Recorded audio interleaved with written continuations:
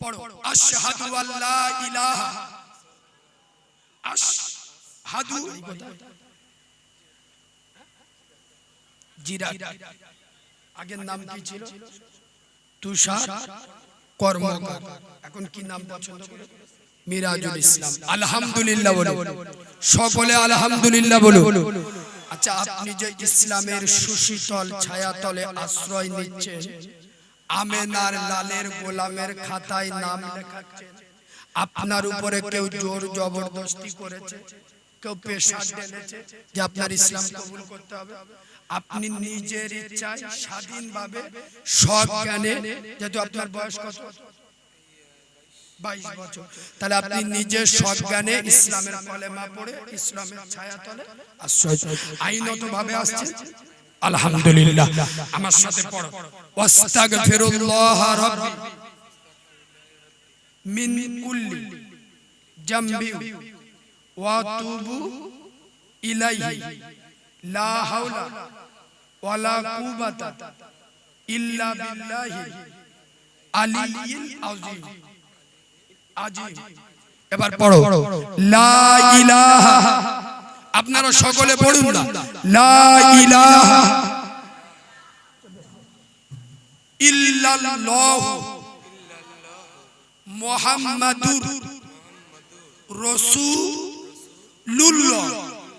সাল্লাল্লাহু আলাইহি ওয়াসাল্লাম পড়ো আশহাদু আল্লা ইলাহা আশহাদু আল্লা ইলাহা ওয়াহদাহু লা শারীকা লাহু ওয়া আশহাদু আন্না মুহাম্মাদান আবদুহু ওয়া রাসূলুহু আলহামদুলিল্লাহ ইনি আমাদের ঈমানি ভাই একবার সালাম দাও আসসালামু আলাইকুম আসসালামু আলাইকুম সকলে উত্তর দেন ওয়া আলাইকুমুস সালাম আমি আপনাদের প্রত্যেকের তরফ থেকে এনাকে আলিঙ্গন করে নিচ্ছি বুকে মুখ মিলিয়ে নিচ্ছি ইনি সত্যের সন্ধানে ইন্না দীনা ইনদাল্লাহিল ইসলাম ইসলামের সুশীতল ছায়াতলে আশ্রয় নিয়েছে আপনাদের সামনে সকলের তরফ থেকে আমি ওনাকে আলিঙ্গন করছি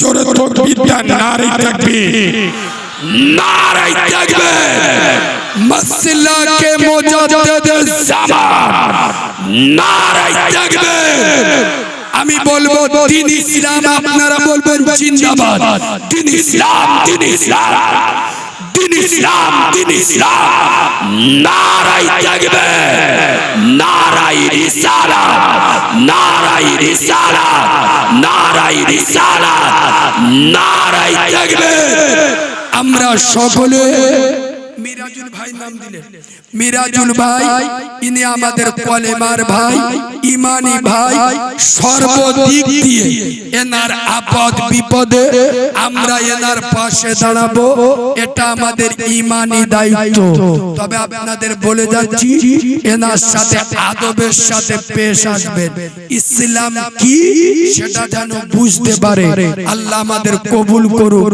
বলেন আল্লাহুম্মা যদি মিথ্যা বলি আপনারা বলবেন বাজে কথা হচ্ছে আর যদি সঠিক বলি একটু হ্যাঁ না বলবেন আজ থেকে 25-30 বছর আগে মানে আমরা যখন দুনিয়ায় আসি আচ্ছা সত্য কথা বলুন আব্বা আমাদের মা চাচিরা আমাদের কানে আজান দিত না দিত কথা বলে না কেন দিত কেন একটা অন্য জগতে ছিল নতুন জগতে এসেছে তাই আল্লাহর নাম আর আমেনার লাল নবী মুস্তাফার নামটা কানে শুনিয়ে দাও বরকত হবে সুবহানাল্লাহ তাহলে আজান দিত না দিত না কিন্তু এখন আমি নবীর মেম্বারে বসে বলছি বিশেষ করে 2010 সালের পরেতে যে প্রোডাকশন গুলো মার্কেটে এসেছে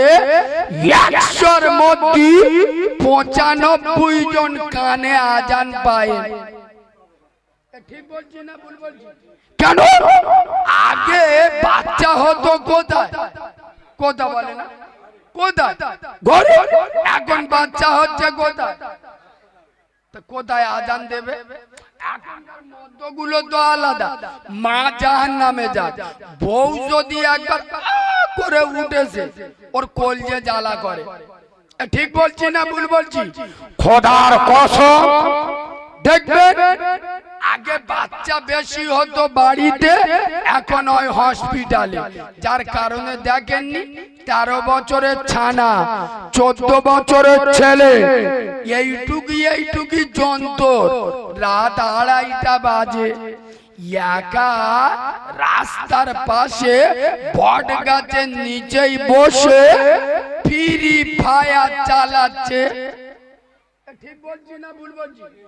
আবার আঙুলি যাইছি পরে, কেউ তো হাতে ব্যান্ডেজ করে মোবাইলই পাউটা ঠেলে চালাচ্ছে।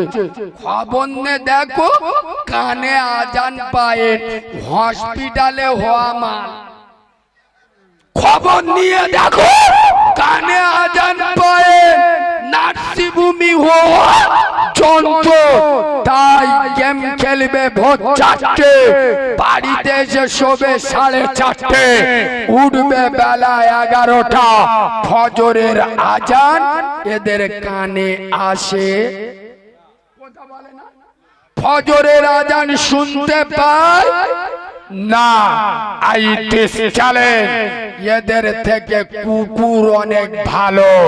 এ ভাষা সহজে কারোর মুখে পাবেন না, চ্যালেঞ্জ করে যাচ্ছি, এদের থেকে সোর অনেক ভালো। যারা মুসলিম গ্রামে, মুসলিম মহল্লায়, মুসলিম পাড়াতে বাস করে, কিন্তু মসজিদে ফজরের আজান হয়, কানে আজান, কথা বলে না? কানে আজান। আবার বললি তো রাগ হবে। মসজিদ মুরব্বিদের জিজ্ঞেস করো, আগে এলাকায় এত মসজিদ ছিল? কথা বলে না ছিল? এখন পাই পাই এ মোড়ে একটা মসজিদ, ও মোড়ে এ গাজীগা মসজিদ আলাদা, মল্লিকগা মসজিদ আলাদা। এরা একতলা করে, তোরা 2তলা। এরা মসজিদে এসি লেগে গেছে, ওরা পাথর বসে দে। এরা মসজিদে পেশাব খানায় মেজে দেছে, ওরা পায়খানায় পাথর বসে দে। দেখলে আল্লাহর কিরাম ভালোবাসতি হয়। বাবু মসজিদ যত দূরে থাকবে ভালো না খারাপ? আমার যতটুকু জ্ঞান নিগড়ে আমি দেখেছি, মসজিদ যত দূরে থাকবে ফ্যাসিলিটি তত বেশি। যখন নামাজ পড়তে যাবেন একটা পা ফেলবেন তুলবেন, ফেলবেন তুলবেন, প্রতিটা কদমে সওয়াব লেখা হবে না? হবে না? আর মসজিদের কাছাকাছি যাদের বাড়ি, আমি আল্লাহর নামে শপথ করে বলে যাচ্ছি, এ মালগুলোর বিচার হবে স্পেশাল। কেন বলুন তো? কিয়ামতে তো আল্লাহ বলবে, আরে করি জলিল গা ঘর নাই গ্রামের শেষে, ওর নাই মসজিদে আসতে একটু দেরি হয়, তুই মালটা তো মসজিদের সামনে ঘর, তা তুই মসজিদে আসতে দেরি করলি কেন? এদের বিচার স্পেশাল হবে না? হবে না? খোদার কসম মসজিদ এত করে। আপনাদের এদিকে আমি জানি না, এদিকে ঈদগাহ আছে, ঈদগাহ ঈদের নামাজ পড়ে। আচ্ছা আপনারা সাক্ষী দেন, সত্য কথা বলবেন, ঈদের দিন যেসব মালেরা ঈদগায় নামাজ পড়তে যায়, ওদের জায়গা বগলে কো নিয়ে যায় না? যায় না? চুপ করে। আরে নামাজের পাটিয়ারা সাথে কো নিয়ে যায় না? যায় না? কেন? ও তো ভালো করে জানে বছরে একবার যাচ্ছি, নিজের জায়গা সাথে কো নিয়ে যেতে হবে। কথা বুঝতে পারেন? মসজিদ করবেন 5 ওয়াক্ত নামাজীদের জন্য। যে সমস্ত চিটিং মাছগুলো সপ্তাহে একবার নামাজ পড়বে, তারা কোথায় নামাজ পড়বে তাদের জায়গা তারা দেখে নেবে। সমাজ সচেতন করো। আমি রেগে যাই কেন? আমি অনেক জায়গায় গেলে ভয় নেই আপনাদের। আচ্ছা আমি এতক্ষণ ওয়াজ করলুম, সুদীর ওয়াজ মোটে করেছি? চুপ করেছি? করবো নি আর সুদীর ওয়াজ করবো কেন না? যত জায়গায় ওয়াজ করি সুদির কথা বললি, নামলি মালকো শ্রোতাগুলো এরা এই কালকে নদিয়া জলসা করছিল ফেটে গেছে। আগে হারাম কর বলা যাবে না, কথা বলে হারাম করের হারাম। ওই জন্য আমি সুদের ওয়াজ আর করি না, তবে আমি একটু মিষ্টি ওয়াজ করছি। কি সুদ কমবে কি করে? আমরা শুধু ওয়াজ করে সুদ রাসূলুল্লাহ বলে গেছে সুদ খাওয়া হারাম। কতদিন হয়ে গেছে? কথা বলে না, ১৫০০ বছর হয়ে গেছে, কম বেশি। কোরআন বলে গেছে ১৫০০ বছর হয়ে গেছে। যারা আল্লাহর কথা শুনে সুদ খাওয়া ছাড়ে না, যারা নবীর কথা শুনে সুদ খাওয়া ছাড়ে না, তারা আমার মতো জন কাটা মৌলবীর কথা শুনে সুদ খাওয়া ছেড়ে দেবে, এটা বিশ্বাস হয়? ওই জন্য ওয়াজ আমি আর করবো নি, ঝামেলার ওয়াজ করে লাভ নেই। তবে আমি যেটা বলে যাব, কিছু পদ্ধতি আপনাদের বলে যাচ্ছি। আপনারা কি চান যে আপনাদের সমাজ থেকে, গ্রাম থেকে সুদের মতো মারাত্মক পাপ, বন্ধন লোন, গ্রুপ লোনের মতো ডেঞ্জারাস পাপ গ্রাম থেকে উঠে যাক? আপনারা চান? চান না? চান না? তাহলে আমি দুটো পদ্ধতি বলে যাচ্ছি বাবু, খালি ওয়াজ করলে হবে। কি করে কমবে তার জন্য পরিকল্পনা নিতে হবে না। আমার কথাটা গুরুত্ব দিয়ে শুনুন, মজা পাবেন। আমাদের এলাকায়, আমার বাড়ি ডায়মন্ড হারবার সংগ্রামপুর, এটা নবীর মেম্বার নেট চলছে, আমি বাঁদরামি করতে আসিনি। আমাদের এলাকায় আমরা একটা পদ্ধতি চালু করেছি, আমি বলবো না পুরো উঠে গেছে, তবে যেটা ১০০% ছিল ৩০% নেমে। আপনারাও চেষ্টা করুন। তবে ওইটা বলার আগে আমি বলবো, শুধু এটা করলে হবে না, এর সাথে আর একটা কাজ করতে হবে। কি? নাম্বার 1, মসজিদে প্রতি সপ্তাহে শুক্রবার নামাজ পড়তে আসেন না? আসেন না? এ মসজিদে কোটো ছাড়ে না? ছাড়ে। আচ্ছা, মসজিদে কোটোর টাকাটা নিয়ে কি করেন? ইমাম সাহেবকে দেন? কথা বলে না কেন?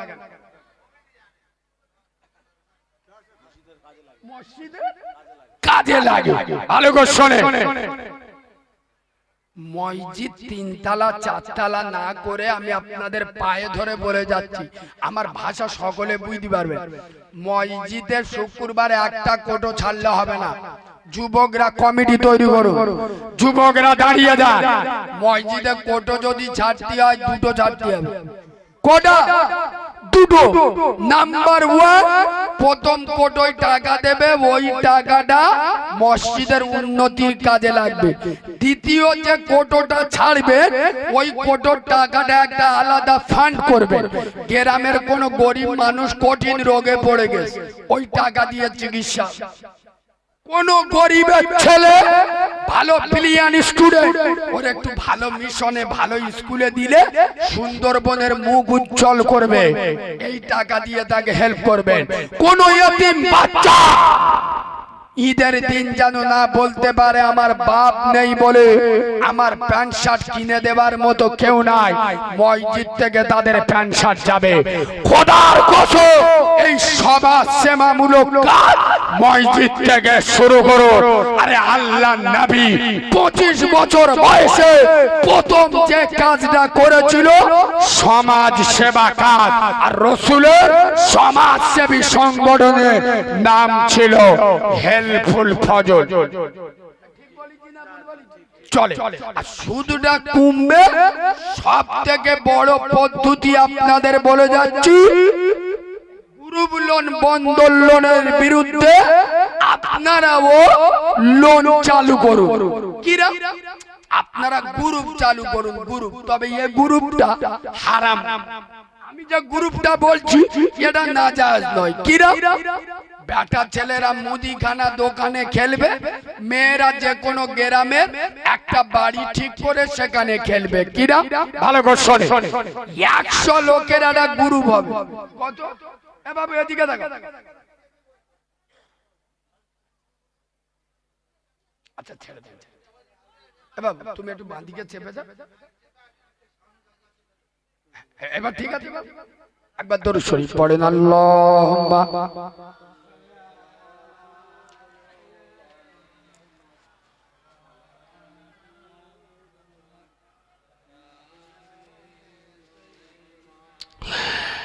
কালো হয়েছি তাই বলে কি আদর নয় কমর, দেখলে আমার সবাই হাসো বন্ধ করো দূর।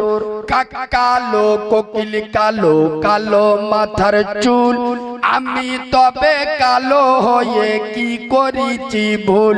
নয়নের মনি কালো কালো পাড়ার বুড়ি, আর কালো সরমা চোখে দিলে মনটা যায় ভরি।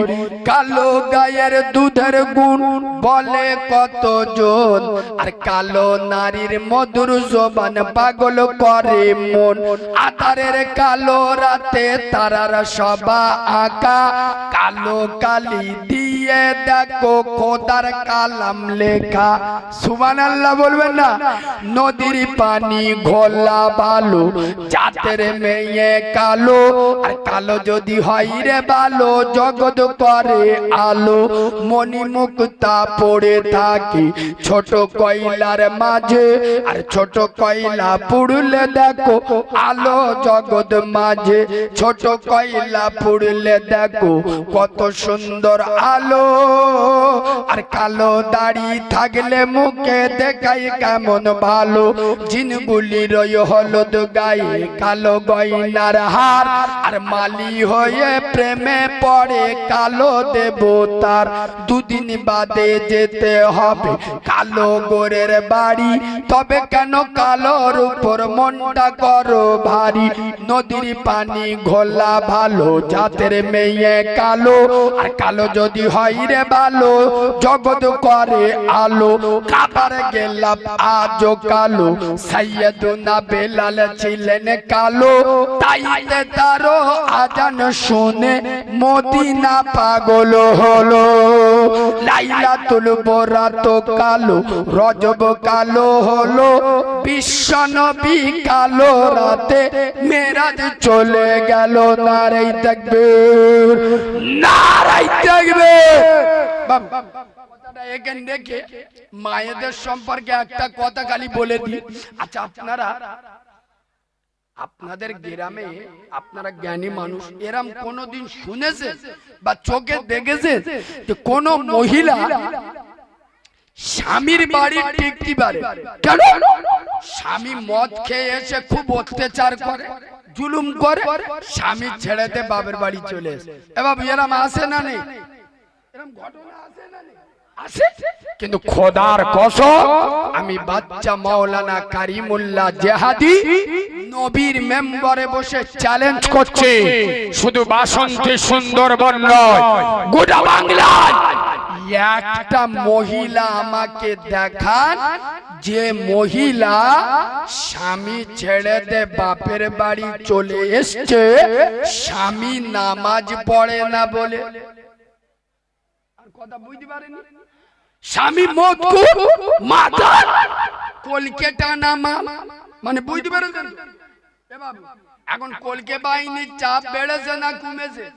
আগে এলাকার লোক তো আমি একটু মদ রদ খেত, এখন আল্লাহর কিরে বাপ চেংড়া চেংড়া চাবাল্লা সব গাঁজা খাচ্ছে। ঠিক বলছি না ভুল বলছি? আর মুখ দেখলি বোঝা যাবে পুরো কুকুরের পোঁডের মতো। ঠিক বলছি না ভুল বলছি? এ মালগুলো আবার বলে গাঁজা খাওয়া হারাম, কোন মৌলবীর বাপের ক্ষমতা নেই কোরআন হাদিসের প্রমাণ থেকে প্রমাণ করবে। বাঁদরের বাচ্চা তোর কোন বাপ আছে লিয়ায়? আমি কারিমুল্লাহ জেহাদি চ্যালেঞ্জ করে যাচ্ছি, বিড়ি খাওয়া গাঁজা খাওয়া হারাম, কোরআন আর হাদিস থেকে প্রমাণ করব। কথা শুনছেন? কোরআন আর হাদিস থেকে প্রমাণ করব। স্বামী গাঁজাখোর, স্বামী মদখোর, এসে মহিলার উপর অত্যাচার করে টিকতে পারেন, স্বামী ছেড়ে দে বাপের বাড়ি চলে এসছে। আচ্ছা, স্বামী নামাজ পড়ে না, কোন মহিলা দাঁড়িয়ে বলেছে এই স্বামী হারাম খাওয়া ছাড়ো, হারাম খাওয়া ছাড়ো?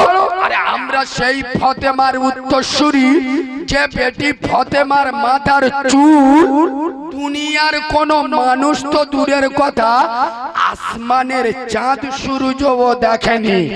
এই স্বামী, গোশ ভাতের দরকার নাই, ডাল ভাত খাবো, তবে খবরদার হারাম খাওয়া ছাড়ো আর 5 ওয়াক্ত নামাজ পড়ো। যতদিন না 5 ওয়াক্ত নামাজ পড়বে তোমার ঘর করব না, বাড়ি চলে যাবে।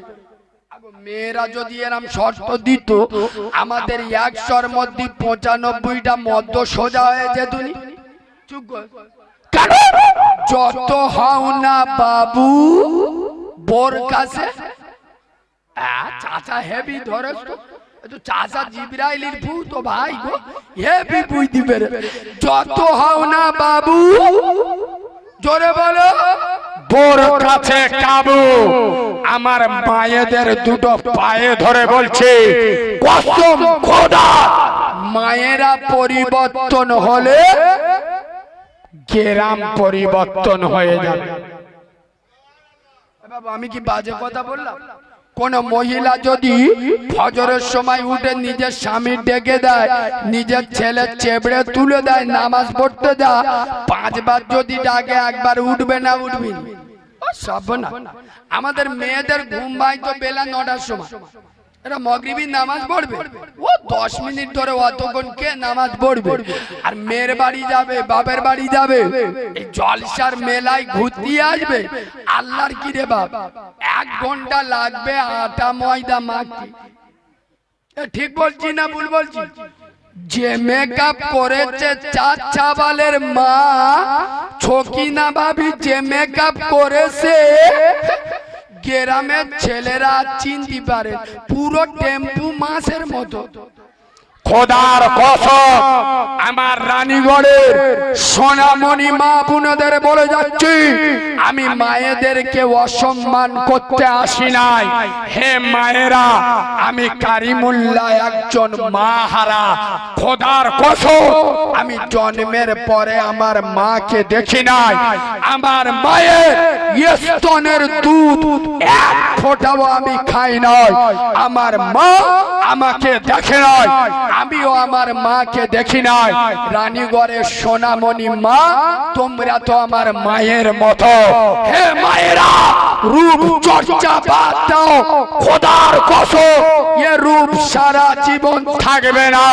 হে মা, আজকে তুমি মেকআপ করছো, কিন্তু তোমাদের জীবনের শেষ মেকআপ যেদিন তোমার চোখটা বন্ধ হবে, দেহটা নিথর হবে, খোদার কসম তোমাদের জীবনের শেষ মেকআপ হবে আতর আর সুরমা দিয়ে।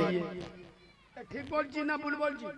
ফেরা লাভলি দিয়ে হবে না, ফেস পাউডার দিয়ে হবে না, আর বডি লোশন দিয়ে হবে না। তোমাদের জীবনের শেষ মেকআপ হবে আতর আর সুরমা।